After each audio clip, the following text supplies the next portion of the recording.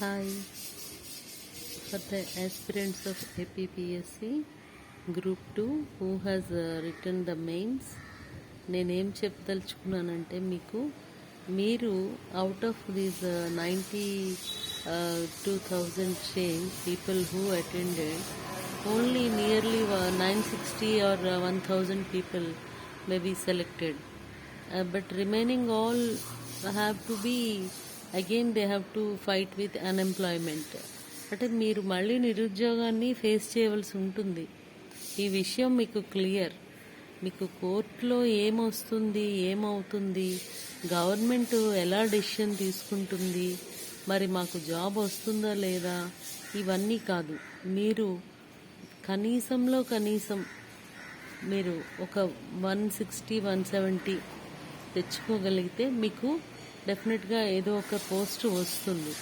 Suppose మీరు junior assistants కానీ, accountants కానీ, లేదు ఇంకా నాన్ ఎగ్జిక్యూటివ్ పోస్ట్ అయినా ఏఎస్ఓ కానీ ఇట్లాంటి పోస్టులకి వెళ్ళాలి అనుకుంటే మీరు కొంచెం తగ్గినా రావడానికి అవకాశం ఉందని నా అభిప్రాయం. అంటే మీకు ప్రొవైడెడ్ రిజర్వేషన్స్ ఉంటే కనుక. మీకు రిజర్వేషన్స్ లేని పక్షంలో you should be around 180 to 200 cut off. మీరు దయచేసి ఈ రివైజ్డ్ కట్ ఆఫ్ని దృష్టిలో పెట్టుకోండి. ఏవో కొన్ని తెలిసిన బిట్లు, ఒక 30-40 బిట్లు తెలిసినవి మీరు మార్క్ చేసి ఉండొచ్చు. కానీ మళ్ళీ మీరు తెలిసి తెలియక కొన్ని డైలమాలో ఉంటారు కొన్ని బిట్స్ విషయంలో. ఆ బిట్స్ను కూడా తెలుసు అని చెప్పేసి మీరు ఓవర్ కాన్ఫిడెన్స్తో పెట్టడం వల్ల కానీ, లేదంటే ఏమరపాటున ఒక్కొక్కసారి బబ్లింగ్లో తేడాలు జరగడం వల్ల కానీ, ఒక క్వశ్చన్కి పెట్టాల్సిన ఆన్సర్ ఇంకొక క్వశ్చన్కి పెట్టడం కానీ, ఇలా చాలా సందర్భాల్లో జరుగుతూ ఉంటాయి. అంటే ఇవన్నీ కూడా స్వీయ అనుభవాలతో నేను చెప్తున్న విషయం. నేను కూడా చాలా ఎగ్జామ్స్ ఫేస్ చేయడం జరిగింది. యూపీఎస్సీ కానీ, ఏపీపీఎస్సీ కానీ, ఆర్ఆర్బీ కానీ, ఎస్ఎస్సి కానీ చాలా ఎగ్జామ్స్ నేను రాయడం జరిగింది. ఫస్ట్ నేను ఈ జాబ్లోకి రాకముందు స్టేట్ గవర్నమెంట్లో సివిల్స్ ప్రిలిమ్స్ కూడా నేను క్వాలిఫై అవడం జరిగింది 94-95-94లో. బట్ మెయిన్స్ నేను రాయలేకపోయాను సరిగ్గా because of health reasons. So I couldn't pass through the UPSC civil services main examination. మనం ఏదో అనుకుంటాం. నేను గ్రూప్ 1లో కూడా ఒక ఆన్సర్కి బదులు ఇంకొక ఆన్సర్ రాశాను. సో మనం అర్థం చేసుకోవడంలో ఆ కాన్సెప్టువల్ క్వశ్చన్ ఎర్రర్ వచ్చేస్తుంది. ఎప్పుడైతే మనం కాన్సెప్ట్ అక్కడున్న వర్డింగ్ సరిగ్గా అర్థం చేసుకోలేదో అప్పుడు there is every chance for being mistaken. నేను మిస్టేకెన్లో అలా చేశానండి అంటే ఏపీపీఎస్సీ వాడు మనకి మార్కులు ఇవ్వడు కదా. He needs a correct answer. అంటే you should be thorough with the subject. The more revisions you give, the more accurate you will be.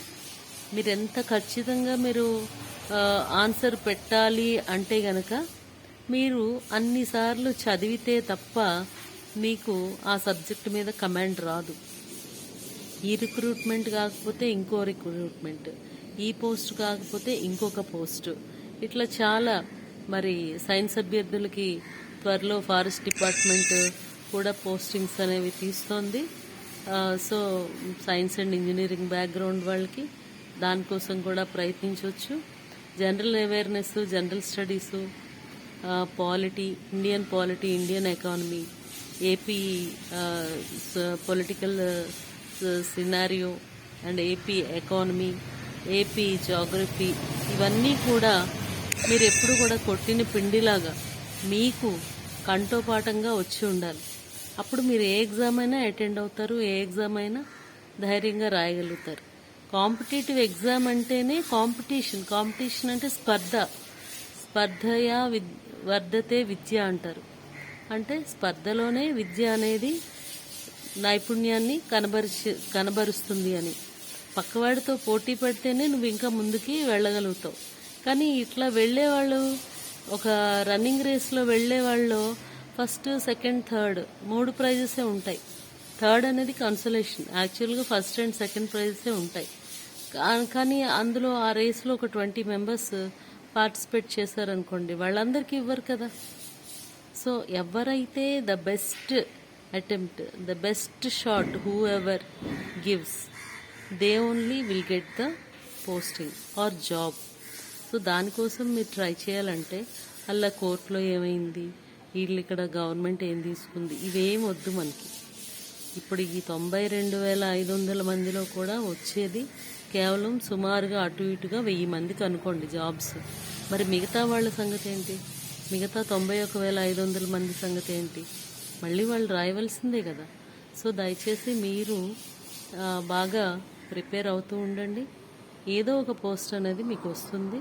ఇప్పుడు రిక్రూట్మెంట్స్ అనేవి, నోటిఫికేషన్స్ అనేవి బాగా ఎక్కువగా వస్తున్నట్టుగా తెలుస్తుంది కనుక మీరు దయచేసి పుస్తకాన్ని ఎప్పుడు వదలకండి. మీకు ఎప్పుడు ఏమాత్రం టైం దొరికినా పుస్తకాన్ని అలా పక్కన పెట్టుకొని, పుస్తకం హస్తభూషణం అన్నారు కదా, అలాగా ఎప్పుడు హ్యాండ్లో బుక్ ఉండాలి. ఆ బుక్ ఎప్పుడు ఏ టైం దొరికినా చదువుతూ ఉండాలి. మా కాలేజ్ బీవీకే కాలేజ్, విశాఖపట్నం భారతీయ విద్యా కేంద్రం. మా క్లాస్లో అందరికీ నేను ఎలా గుర్తుంటానో తెలుసా, ఇప్పటికీ మా ఫ్రెండ్స్ని అడిగితే చెప్తారు, నువ్వు శ్యామ్లా కదా, నువ్వు ఎప్పుడు కూడా బస్సులో కూడా చదువుకుంటూ వచ్చేదాన్ని కాలేజ్కి.